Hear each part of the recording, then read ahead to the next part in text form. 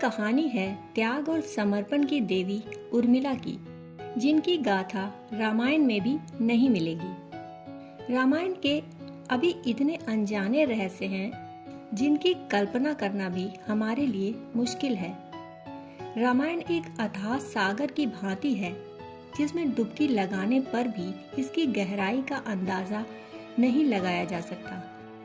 रामायण की घटनाओं का अलग अलग तरीके से व्याख्यान किया गया है।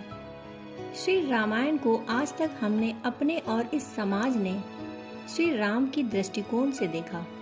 लक्ष्मण को देखा, देवी सीता को जाना, हनुमान के भक्ति भाव को जाना, रावण के ज्ञान को पहचाना, परंतु कभी यह नहीं ध्यान दिया कि इस रामायण में अगर कोई सबसे अधिक अपेक्षित और अनदेखा पात्र था तो वह थी लक्ष्मण की पत्नी और जनक नंदिनी सीता की अनुजा उर्मिला। रामायण के कुछ विशेष पात्रों अथवा चरित्रों की बात तो सभी करते हैं, परंतु एक ऐसा भी पात्र है जिसकी चर्चा विरले ही कहीं मिलती है। आज हम बात कर रहे हैं लक्ष्मण की पत्नी देवी उर्मिला की। लोगों का मानना है कि रामायण में उर्मिला के त्याग, सेवा, प्रेम और निस्वार्थ भक्ति को कम आंका गया है। रामायण में देवी उर्मिला एक साधारण व्यक्ति की तरह अंकित की गई है, जबकि सत्य यह है कि उर्मिला का त्याग और समर्पण अतुलनीय था, अनमोल था। उर्मिला ने जो दुख सहे उस पर तो वे आंसू भी नहीं बहा पाई। बावजूद इसके रामायण में उर्मिला और उनकी योगदान को वह जगह नहीं मिल पाई जिसकी वे हकदार थी। तो आइए जानते हैं त्याग और समर्पण की अतुलनीय प्रतिमूर्ति देवी उर्मिला को। राजा जनक की असीम सुंदर कन्या और महाराज दशरथ की पुत्र वधू देवी उर्मिला माता सीता की ही छोटी बहन थी। उनका विवाह भगवान राम के अनुज लक्ष्मण के साथ हुआ था। राम के वनवास जाने के समय उर्मिला भी एक पतिव्रता स्त्री की तरह अपने पति लक्ष्मण जी के साथ जाना चाहती थी, परंतु लक्ष्मण जी ने उन्हें ले जाने से इनकार कर दिया। उर्मिला ने बहुत मिन्नतें की, वह अपने पति की सेवा करना चाहती थी, पति के हर दुख सुख की साथी बनना चाहती थी, पर लक्ष्मण जी ने कर्तव्य और धर्म की दुहाई देकर देवी उर्मिला को वन जाने से रोक दिया। लक्ष्मण के मुताबिक, मैं अपने भ्राता राम और भाभी सीता की सेवा करने के लिए जा रहा हूँ। मैं नहीं चाहता कि सेवा में कोई भी कमी रह जाए। लक्ष्मण जी ने माता पिता की सेवा करने के लिए उर्मिला को अयोध्या में ही छोड़ना उचित समझा। उन्हें शायद पता था कि वे लोग जब वनवास जाएंगे तो उनके माता पिता को इसका गहरा सदमा लगेगा।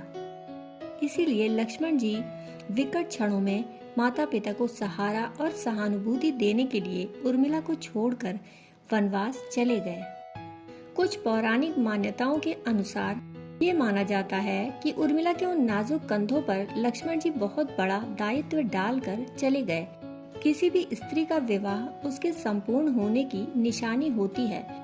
वैवाहिक जीवन के वो अनमोल पल, वो जीवन सरिता जो कोई भी नववधु अपने पति के साथ गुजारती है या गुजारना पसंद करती है, शायद वो पल उर्मिला के नसीब में नहीं थे।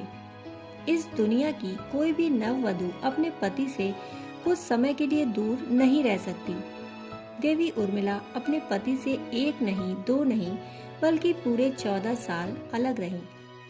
भला किसी नवविवाहित स्त्री के लिए इससे बड़ा त्याग और समर्पण क्या हो सकता है।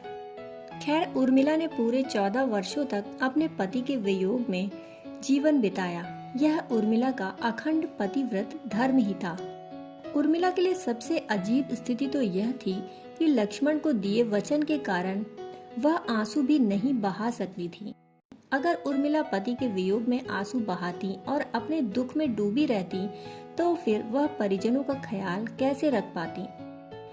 यह शायद ही कोई कल्पना कर सकता है कि किसी नवविवाहित स्त्री के लिए अपने पति को 14 वर्षों के लिए अपने से दूर जाते देखना और उसकी विदाई पर आंसू भी ना बहाना कितना कष्टकारी होता है। जब श्री राम जी के वनवास के बाद महाराज दशरथ स्वर्ग सिधार गए, तब भी अपनी वचनबद्धता के कारण उर्मिला नहीं रोई। आखिर उस हृदय विदारक क्षण में अपने को संभालना उर्मिला के लिए कितना मुश्किल रहा होगा। जबकि महाराज जनक अपनी पुत्री को मायके अर्थात मिथिला ले जाना चाहते थे, ताकि माँ और सखियों के बीच में उर्मिला के पति वियोग का दुख कुछ कम हो सके। लेकिन उर्मिला ने मिथिला जाने से साफ इनकार कर दिया। उर्मिला के मुताबिक अब पति के परिजनों के साथ रहना और दुखों में उनका साथ न छोड़ना ही उनका धर्म है।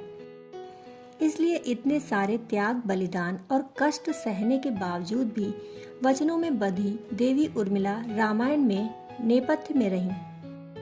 बहुत से लोग इस बात से परिचित हैं कि अपने वनवास के दौरान भाई और भाभी की सेवा करने के लिए लक्ष्मण पूरे 14 साल तक नहीं सोए थे। उनके स्थान पर उनकी पत्नी उर्मिला दिन और रात सोती रहीं। परंतु यह बात बहुत कम लोग जानते हैं कि रावण के बेटे मेघनाद को यह वरदान प्राप्त था कि जो इंसान 14 वर्षों तक न सोया हो, केवल वही उसे हरा सकता है। इसलिए लक्ष्मण मेघनाद को मोक्ष दिलवाने में कामयाब हुए। रावण के अंत और 14 वर्ष के वनवास के पश्चात जब राम, सीता और लक्ष्मण वापस अयोध्या लौटे, तब वहां राम के राज तिलक के समय लक्ष्मण जोर जोर से हंसने लगे। सभी को यह बात बेहद आश्चर्यजनक लगी कि क्या लक्ष्मण किसी का मजाक उड़ा रहे हैं। जब लक्ष्मण से इस हंसी का कारण पूछा तो उन्होंने जो जवाब दिया कि ताउम्र उन्होंने इसी घड़ी का इंतजार किया, परंतु आज जब यह घड़ी आई है तो उन्हें निद्रा देवी को दिया गया वो वचन पूरा करना होगा जो उन्होंने वनवास काल के दौरान 14 वर्ष के लिए उन्हें दिया था। लक्ष्मण ने भगवान राम का राज तिलक नहीं देखा। दरअसल निद्रा ने उनसे कहा था कि वह 14 वर्ष के लिए उन्हें परेशान नहीं करेंगी और उनकी पत्नी उर्मिला उनके स्थान पर सोएंगी। निद्रा देवी ने उनकी यह बात एक शर्त पर मानी थी कि जैसे ही वह अयोध्या लौटेंगे, उर्मिला की नींद टूट जाएगी और उन्हें सोना होगा।